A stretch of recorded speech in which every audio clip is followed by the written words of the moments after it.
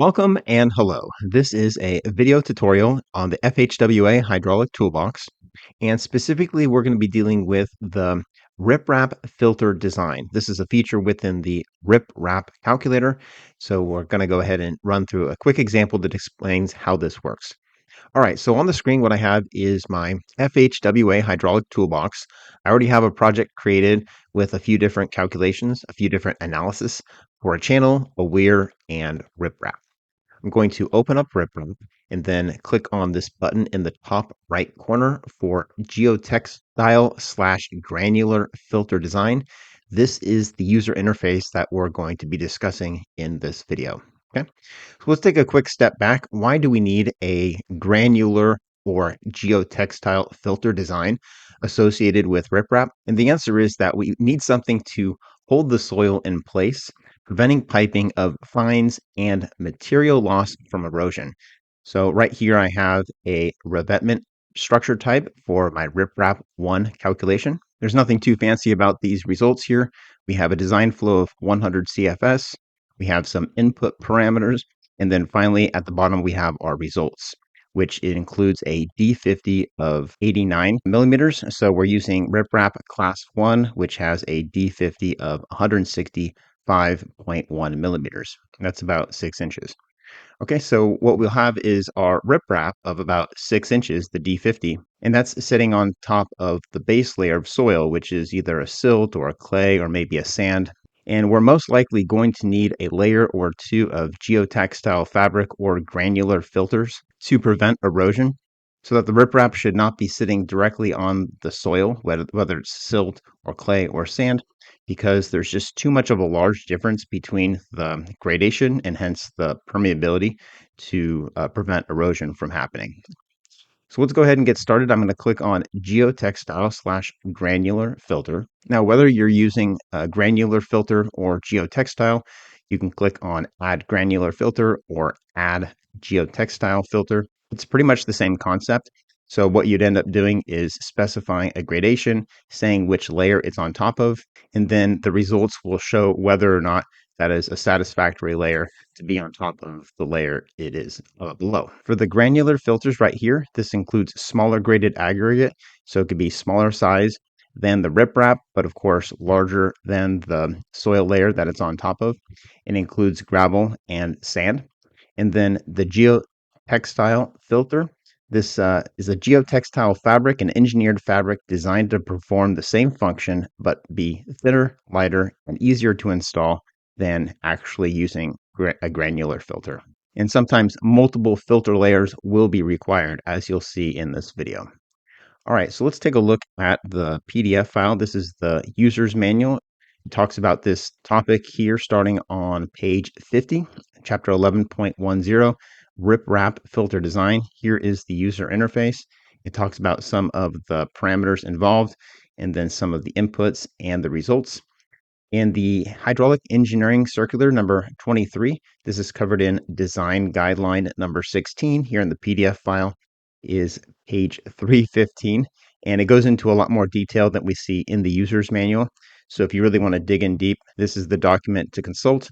So it gives you an introduction. It talks about base soil properties right here. It talks about particle size distribution, plasticity, porosity, hydraulic conductivity, and then granular filter properties. And then after that, it talks about geotextile filter properties, basically some of the same concepts like hydraulic conductivity, transmissivity, grain size distribution, and then finally, there's a discussion on the filter design procedures. Okay, so let's put that away. Let's just go ahead and do the work. We're going to start with soil. So up here in the list box, we have the riprap layer and the soil layer. That's what we would always start with anyway. There's no filter layers added yet. We're going to do that by clicking on one of these buttons over here. First, we need to define what is the actual soil composition. So for the name, we'll just go with soil. That's fine. I don't think I can change that anyway. And then the next step down for the input parameters is to define that gradation curve for the soil. So I'll click on this button, define gradation. Let me resize this window real quick. Okay. Number of XY points, I'm going to change that to 10. Oops, 10. and then tab off. It gives me 10 different rows in this table for grain size in millimeters, and then the percent finer by weight, and that's a percentage. So you can go ahead and type in the numbers here if you know them. I have them saved for the numbers I want to use for this lesson in Excel. So I'm just going to copy them to my clipboard, select the first field here, and then Control V to paste. And then here is the grain size distribution of the soil itself. So if I click on plot, you can see what that curve looks like. Here's the gradation curve of a semi-log plot of grain size versus percent finer by weight. So I'm going to close that up and then click OK. For the hydraulic conductivity, I'm going to paste in a number, which is rather small, but typical for a silty soil. Define plasticity index, I'll go ahead and check that on. I'll say the plasticity index is 8, and then the undrained shear strength will be, I'm just going to make up a number, 500 pounds per square foot. Okay, so if I tab off, we now have our results for the D50 of 0.017 millimeters. Where it's getting that is from this gradation curve. So if I go up to 50, yeah, it would be between 0.02 and 0.01, but closer to 0.02. So that's where it's getting its 0.017 millimeters. So in the next layer up, we need to have a sufficiently small change in the D50 value so that A50 is not exceeding a certain threshold. And then also the hydraulic conductivity in the next layer up must be larger than the soil layer, but it can't be too large, otherwise that would lead to erosion. So let's go back and click on our riprap layer now. Okay, so now we have results to say that the filter D50 is not suitable. In fact, there really is no filter because the next layer down, the fine soil type, is right here, and that is soil. Once we add a filter layer, that will go between riprap and soil up here in this list box, and then the riprap will be assigned to have the next layer down as that filter layer, not as the soil. And the filter will have the next layer down will be the soil. So the filter is basically going to act as an intermediate layer between the riprap and the soil. Let's go ahead and get started with that filter layer. So I'm going to click on Add Granular Filter. Like I said, geotextile works about the same way, but for this lesson, I'm going to use granular filter. Okay, so boom. And what it did is it added a granular filter layer 1 right here. So you can rename this if you want, but I'm just going to go with granular filter 1. That's fine. And then we get to identify some of the properties of this granular filter layer. I should also point out before we go any further that I can plot all gradation curves by clicking on this button. And what we have so far in red, this is the gradation curve of the riprap class 1, because that was what was called for from our hydraulic design. And then the base or the soil gradation curve is this brown line right here, which is much smaller. You can tell by the grain size. And then in green, not plotted yet because we haven't added it, but we will have some data for green, which is going to be between the brown line and the red line. So it's between the bare soil gradation and the riprap class 1 gradation.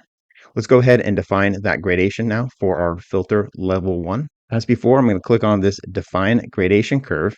Let me resize this box. For the number of points, again, I'm just going to use 10 because that's what I have prepared. We'll tab off. I get 10 different rows in this table.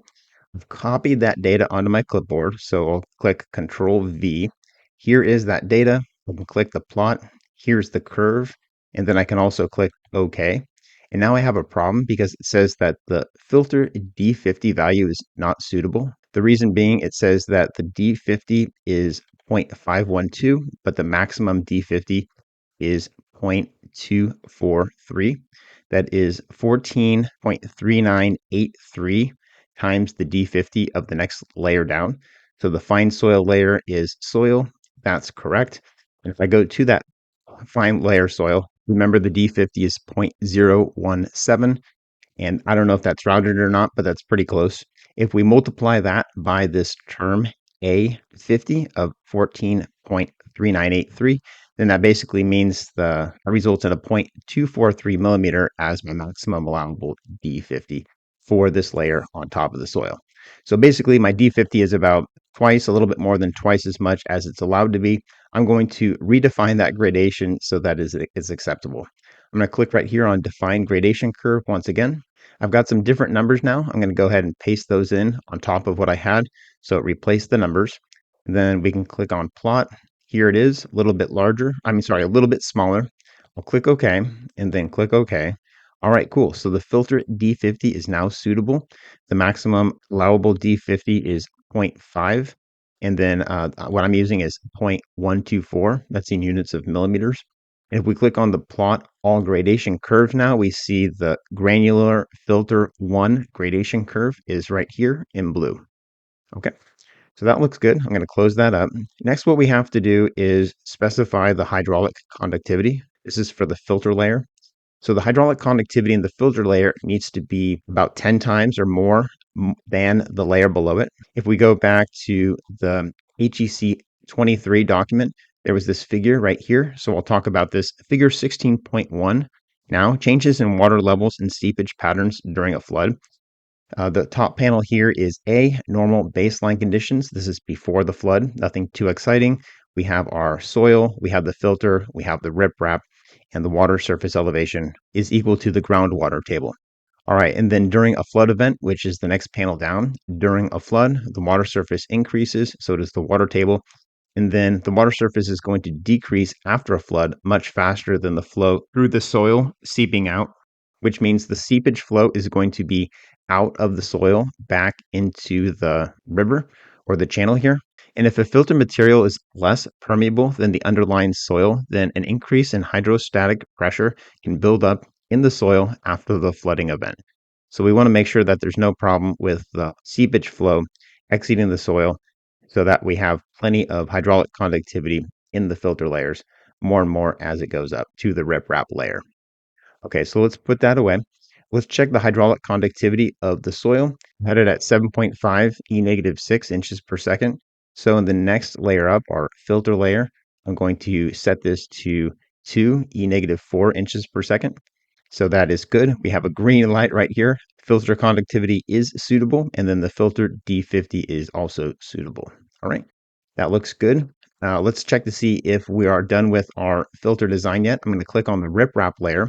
And then what I need to do is set this fine soil type, which is the next layer down, to the granular filter. And it looks like we're still not good enough. The maximum D50 is 1.06. But if I look at the gradation, 50% is 165 millimeters. So we're not even close. But we're a little bit closer because if I selected soil, then the maximum D50 is 0.176. So let's go ahead and add a second granular filter layer. I'm going to click on add granular filter, and then I'm going to click on this granular filter 2 layer that was just created. What I need to do is for the fine soil type, the layer down, I need to set that to granular filter 1. The name granular filter 2 is fine, but I need to define the gradation. This time the gradation is going to be a little bit larger than the first granular filter layer, and it's going to have a larger hydraulic conductivity as well. I'm going to say 10 for the number of rows. That's just the number of data points I have prepared here. I'm going to paste in my data. Here is the plot. I'll go ahead and show the plot for all 4 layers in just a moment. So we'll click OK. Okay, so it says the filter D50 is suitable. The D50 here is 1.064. The maximum allowable was 2.034. That's in units of millimeters. Let's check out the plot of all the gradation curves. Okay, so now in red on the far right, this is still our riprap class 1.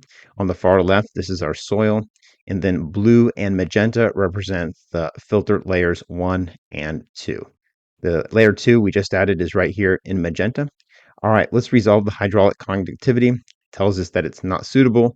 That makes sense. I haven't even added it yet. But what we want it to do is be about 10 times or even more than the previous level down. So for the granular layer here, the hydraulic conductivity is 2 times 10 to the negative 4 inches per second. So let's just go ahead and change this to, how about 0.003 inches per second. Then if I'll tab off, okay, it looks like it's still not stable. Okay, well, this was working earlier. I'm not sure why the hydraulic conductivity is not suitable. As the red message says, conductivity ratio is saying 0. Let's see. So conductivity ratio here is 26, which would be 0.0002 divided by the hydraulic conductivity of the layer below, which is 7.5 e negative 6. That's 26. That's correct. Okay, so this should be 0.003 divided by 0.0002. It should be 15, which is, yeah, this should be 15. Not sure why that isn't working. I'm not going to let that slow me down. But what I am focused on is making sure that the D50 is suitable. All right, so let's go ahead and add one final filter layer, one granular filter layer between filter layer 2 and the riprap. So to do that, I'll click on Add Granular Layer. This will be the last one we do here. I'm copying over the data for this defined gradation curve. I'm again going to use 10 different data points. You probably don't need that many, but if I tab off and then paste in the data, here is the plot. And then let's check that out when comparing with the other gradation curves. All right, so here it is in yellow. This is filter layer number 3. It's going to have a slightly higher hydraulic conductivity. I'm going to set that to 0.05 inches per second. And oh, I also need to set the next layer down to filter 2. Okay, so something's getting goofed up. I might redo this, but what I wanted to say is for the first granular filter layer, we got that looking good. We have green for filter D50 and hydraulic conductivity. Both are suitable. Continue that process up through the different filter layers until a riprap can be assigned to the next granular filter layer down, or geotextile filter layer, whatever you name it, such that all of the D50 checks and the hydraulic conductivity checks are showing green.